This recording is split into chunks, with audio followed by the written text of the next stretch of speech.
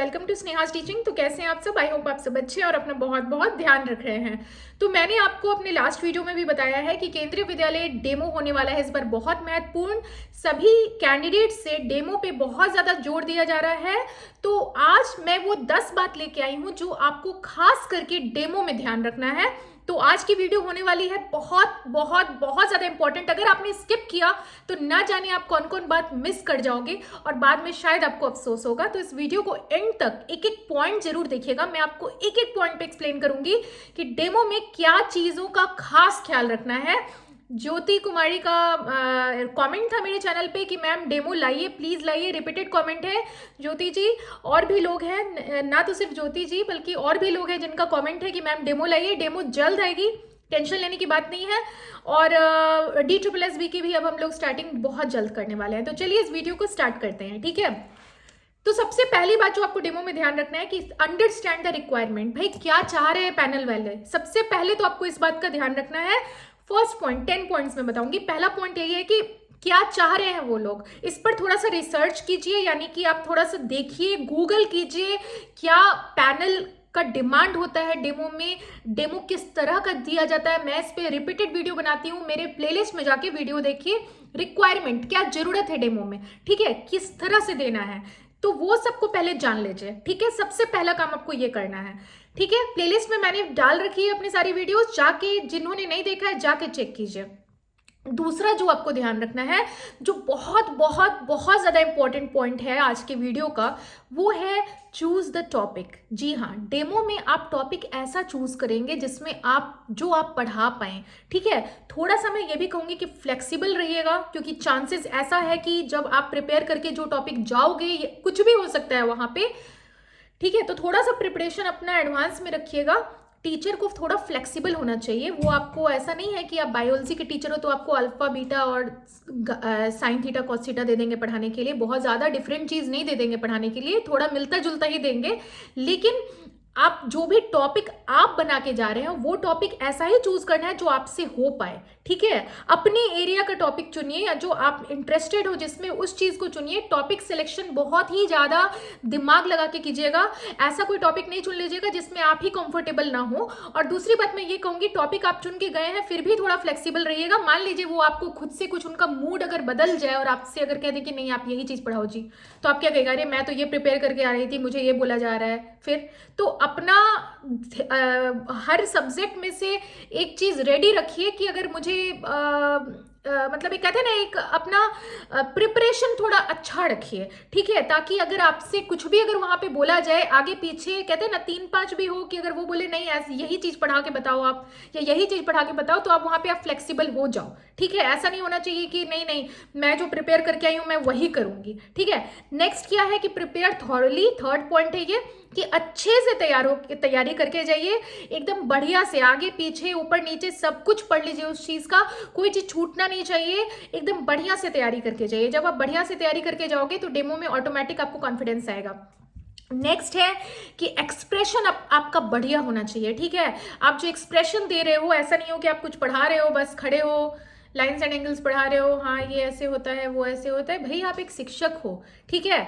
तो आपके आंखों में और आपके फेस से वो वाली बात आनी चाहिए कि आप कुछ समझाने की कोशिश कर रहे हो। एक स्माइल होनी चाहिए यार टीचर के फेस पे। ऐसे बुझा बुझा फेस रखोगे तो बच्चे भी सोचेंगे पता नहीं घर की कोई बात होगी और यहाँ पे पढ़ा रहे हैं मैडम अच्छे से नहीं पढ़ा रहे हैं। तो भाई वो मुस्कान हमेशा रखिए। जिंदगी में कुछ भी अप डाउन हो, लेकिन टीचर को हमेशा मुस्कुराते रहना चाहिए, है ना। तो आप एक शिक्षक को वो मुस्कान और वो एक स्माइल और वो एक्सप्रेशन तो चेहरे पे दिखना ही चाहिए बॉस, ठीक है। नेक्स्ट क्या है कि भाई टीचिंग और स्पीकिंग स्पीड पर ध्यान रखिए। आप बोलने का आपका जो एक नेचर है वो बहुत ज़्यादा फास्ट आप अगर बोलते हो, और आप डेमो भी बहुत फास्ट फास्ट बोल के दे रहे हो, ये ऐसे होता है वो ऐसे होता है, ये ऐसे कर लेंगे वो ऐसे कर लेंगे, पढ़ा तो बड़ा अच्छा रहे हो, डेमो भी बड़ा अच्छा दे रहे हो, एक्सप्रेशन भी बड़ा अच्छा है, और बड़ा ही फास्ट बोल रहे हो आप, यार ऐसे में मज़ा नहीं आएगा। पैनल वाले सोचेंगे यार ये तो बड़ा फास्ट बोलते हैं, इसी कैसे हम, मतलब यार ये बच्चे समझेंगे ही नहीं, आप जो पढ़ा रहे हो आप ही को समझ में आ रहा है। तो या फिर आप इतना भी स्लो मत रखो, ये ऐसे है वैसे है यार। एक कहते हैं ना, वो एक मीडियम वाली स्पीड रखिए अपनी टीचिंग की। ना तो बहुत फास्ट पढ़ा रहे हैं ना तो बहुत स्लो पढ़ा रहे हैं, एक बैलेंस बना के रखिए, ठीक है। इस चीज का ध्यान रखना है। नेक्स्ट क्या है कि भाई क्वेश्चंस पूछे जा रहे हैं डेमो से, तो डेमो आप जो भी टॉपिक सेलेक्ट करके जाए तो उससे क्वेश्चंस आ सकते हैं, तो क्वेश्चंस अच्छे से आर पार करके जाइएगा। आपको क्वेश्चंस उसी से पूछेंगे कि आपने भाई ये पढ़ाया तो ये क्या होता है, आप इन्हें इसके बारे में जानते हैं, आप उससे रिलेटेड क्वेश्चंस हो रहे हैं इंटरव्यू अभी जिनका जिनका हो रहा है, मैंने कल के भी वीडियो में ये बात बता रखी है, ठीक है। नेक्स्ट है भाई बात कि जो डे है, जो आपने तारीख डाली है, डे मेंशन कर रहे हो, टोटल नंबर ऑफ स्टूडेंट है, प्रेजेंट स्टूडेंट्स है। मैंने जो डेमो अपनी पहले बनाई है उसमें मैंने ये सब बात लिखा हुआ है बोर्ड पे, मैंने क्या लिखा है, टॉपिक लिखना है, डायरेक्ट जाते ही टॉपिक नहीं लिख देना है, टॉपिक पे खींच के लाना है, फिर टॉपिक लिखना है। मैंने डेमो बनाया है, आप वहाँ से देखो। तो बोर्ड पे क्या चीज़ें लिखनी है, डस्टर को कैसे पकड़ना है। आप जो डस्टर का जो व्हाइट वाला पार्ट होता है ना, आपने वो डस्टर के व्हाइट वाला पार्ट को पकड़ लिया, हाथ को गंदा कर रहे हो आप और ऐसे ऐसे बोर्ड मिटा रहे हो, भाई क्या उससे आपका इंप्रेशन पड़ेगा। आपको डस्टर भी पकड़ने आना चाहिए, छोटी छोटी चीज़ों को। वो देखो आपको इंटरव्यू में बुला क्यों रहा है, वो आपके नॉलेज को तो आपने पीआर ये रिटन एग्जाम तो आपने निकाल लिया, क्लियर कर लिया, उनको पता है कि भाई बंदे को नॉलेज है, ये बात वो जानते हैं। ऐसे ही थोड़ी पेपर क्लियर हुआ है, नॉलेज है वो जानते हैं। अब आपको अपना टीचिंग एटीट्यूड शो करना है कि भाई टीचर वाली बात मेरे अंदर कूट कूट के भरी हुई है, आप मेरे अंदर गलती नहीं निकाल सकते हो, तो वो वाली बात वहां पे शो कीजिए ना। अभी तो मौका है आपको, ये मौका जिंदगी में बार बार थोड़ी मिलता है, ठीक है। अभी इतने दिनों बाद तो इंटरव्यू आया है, डस्टर को ठीक से पकड़ना है। अब आप पढ़ा रहे हो, लिख रहे हो और वहीं पे खड़े हो और तब लिख रहे हो, आप जो लिख रहे हो वो पीछे पैनल वालों को दिख ही नहीं रहा है, पैनल वाले थोड़े हैं उस समय, वो बच्चे हैं, आप ये समझो। तो भाई थोड़ा साइड ही होके लिख लो, थोड़ा ज़्यादा क्लियर लगेगा, ठीक है। इन सब चीज़ों का ध्यान रखना है, ठीक है। फिर आपको नेक्स्ट किस बात का ध्यान रखना है, वो है कि भाई बॉडी लैंग्वेज आपका बहुत सही होना चाहिए। आप पढ़ा रहे हो, आप ठीक से बॉडी लैंग्वेज ही नहीं है, आपका टीचर वाला शिक्षक वाला इमेज दिख ही नहीं रहा है, आप यो खुद को शो कर रहे हो, मतलब कहते हैं ना कुछ भी उटपटांग नहीं दिखना चाहिए, कुछ भी आपके कहते हैं ना कुछ भी अनप्रोफेशनल नहीं दिखना चाहिए। आप वहाँ पे खुद को मतलब कहते हैं ना कि आपका जो बॉडी लैंग्वेज है वो एक शिक्षक वाला नहीं दिख रहा है। आप बस वहाँ खड़े हो या फिर आप आलसी दिख रहे हो या तो आप बहुत ज़्यादा ओवर कॉन्फिडेंट दिख रहे हो। भाई एक बैलेंस वाली बॉडी लैंग्वेज को रखना है अपना, ठीक है। इस बात का बहुत खास ख्याल रखिएगा।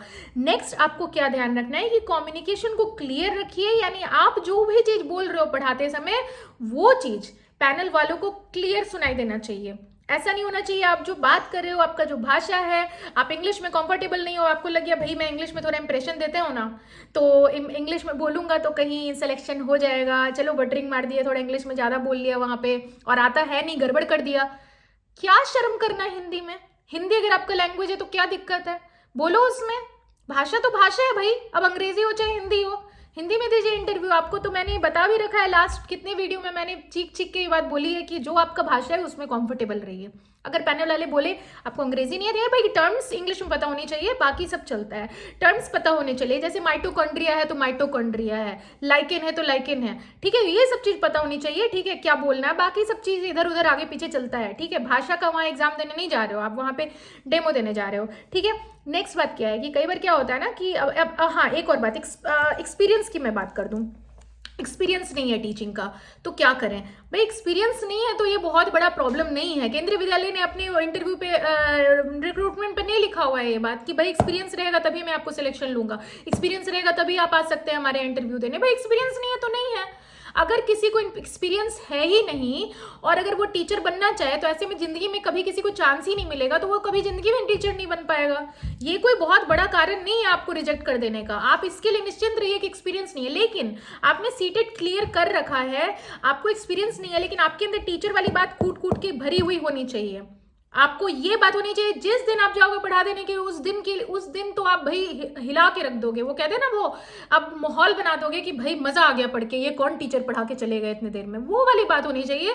मिरर के सामने जाइए, क्लासरूम को सामने इमेज कीजिए कि सोचिए कि मिरर के उस पार जितने भी हैं सब बच्चे हैं और आप टीचर हो। एक सीधा सा पेन उठाइए, दीवार को बोर्ड समझिए, लिखिएगा नहीं, हवे में लिखिए और पढ़ाने की कोशिश कीजिए, खुद से घर में कीजिए। गुड मॉर्निंग बच्चों, यार वो वाली बात होनी चाहिए, तब तो आपने टीचिंग वाला लाइन को जो है वो सेलेक्ट किया है, ऐसे ही थोड़ी आप शुरू हो जाओगे, ठीक है। तो वो वाली बात दिखनी चाहिए, ठीक है। एक्सपीरियंस पर मैंने चर्चा कर लिया, ठीक है। और वो वाली आपको कहते हैं आपके अंदर वो नौकरी पाने की भूख होनी चाहिए यार, वो फेस पे दिखना चाहिए। आपको ये नहीं दिखना चाहिए यार ठीक है मिल गया नहीं होगा नहीं होगा, आप खुद ही सीरियस नहीं लोगे इंटरव्यू को तो आपको वो क्या नौकरी देंगे। तो वो दिखना चाहिए कि हाँ बंदा जो है वो इंटरेस्टेड आया है, उसके अंदर वो इंटरेस्ट है नौकरी पाने का, तो वो फेस से दिख जाता है। कहते हैं ना आंखें सब कुछ कहती है, वही बात है, आपकी आंखें और आपकी बॉडी लैंग्वेज सब कुछ बता देगी कि भाई नौकरी पाने की जुनून तो है इसमें, ठीक है। और एक और लास्ट बात जो मैं कहना चाहती हूँ, हालांकि 10 पॉइंट्स थे बट एक 2 पॉइंट एक्स्ट्रा मैं ऐड करना चाहती हूँ। अब एक 2 पॉइंट्स के लिए मैं एक्स्ट्रा थोड़ी इस टॉपिक पे वीडियो बनाऊंगी, अगर कुछ मुझे बहुत ज़्यादा पॉइंट्स मिले तभी मैं वीडियो बनाऊंगी। एक लास्ट पॉइंट है, कई बार क्या होता है ना डेमो देते देते लोग रुक जाते हैं बीच में ही, हुआ है ऐसा कैंडिडेट्स के साथ हुआ है, नर्वसनेस आ जाता है भाई, हो सकता है बहुत लोगों का ये फर्स्ट इंटरव्यू हो लाइफ का, हो जाता है नर्वसनेस आ जाता है, बीच में रुक गए, अब तो हो गया मेरा सिलेक्शन तो गया, अब तो मैंने तो गड़बड़ करके मैं आ गई हूँ। भाई ऐसा मत सोचिएगा, ऐसा मत सोचिएगा। जिन जो बीच में पढ़ाते पढ़ाते भी रुके हैं ना, रुक गए हैं, मैंने ऐसे बहुत सारे कैंडिडेट्स के बारे में सुना है जो पढ़ाते पढ़ाते रुक गए हैं। अब मैं नहीं कह रही कि आप जाके रुक जाइएगा वहां पे, इससे आपको सबक मिलता है। जो रुक भी गए, भगवान ना करे किसी के साथ ऐसी हादसा हो कि रुक जाए वो पढ़ाते पढ़ाते, इट्स वेरी नॉर्मल। रुक जाए, एकदम ब्लैंक भी हो जाए ना तो भी डरना नहीं है, ठीक है। उसके बाद भी उनका सिलेक्शन हुआ है, वो आपकी नर्वसनेस की बदौलत आपको नंबर्स नहीं देंगे। हो सकता है रुकने की वजह से आपके थोड़े नंबर कम हो जाए, लेकिन आपको ऐसा नहीं है कि वो सिलेक्शन आपका रुक सकता है, ऐसा कुछ नहीं है, ठीक है। इस बात का ध्यान रखना है। और ओवर कॉन्फिडेंस मत दिखा दीजिएगा वहां पे, ये जाके ये नहीं दिखना है भाई आपके मेरे जैसा तो कैंडिडेट तो आपको कभी खोज ही नहीं सकते, आपकी हिस्ट्री में हमारे जैसे कैंडिडेट आपको मिला ही नहीं था। जो मैं आगे बदलाव करूंगा ना आपके स्कूल में, वो तो भाई कभी हुआ ना था, ना अभी इतिहास में कभी होगा। भाई वो एटीट्यूड नहीं दिखना चाहिए, डाउन टू अर्थ रहिएगा और कॉन्फिडेंस दिखना चाहिए। और कॉन्फिडेंस कैसे आएगा मैं बता दूं, कॉन्फिडेंस जो है वो आएगा आपका प्रैक्टिस से, तैयारी से। घर पे प्रैक्टिस कीजिए और तैयारी कीजिए, आप खुद पर खुद कॉन्फिडेंस जो है अपने अंदर बिल्टअप होते देखोगे। तो ये थी कुछ बात जो मैंने आपको इम्पोर्टेंट समझा इंटरव्यू में ध्यान रखने के लिए, जो बहुत बेहद बेहद महत्वपूर्ण चीज़ थी। अगर आपने वीडियो को एंड तक देखी है तो आपको समझ में आ गया होगा। डेमो जल्द आएगी और DSSB का अब वीडियो स्टार्ट होगा बहुत बहुत बहुत जल्द। मिलती हूँ किसी नेक्स्ट वीडियो में, तब तक सब लोग अपना ध्यान रखिए, स्वस्थ रहिए, मस्त रहिए और व्यस्त रहिएगा।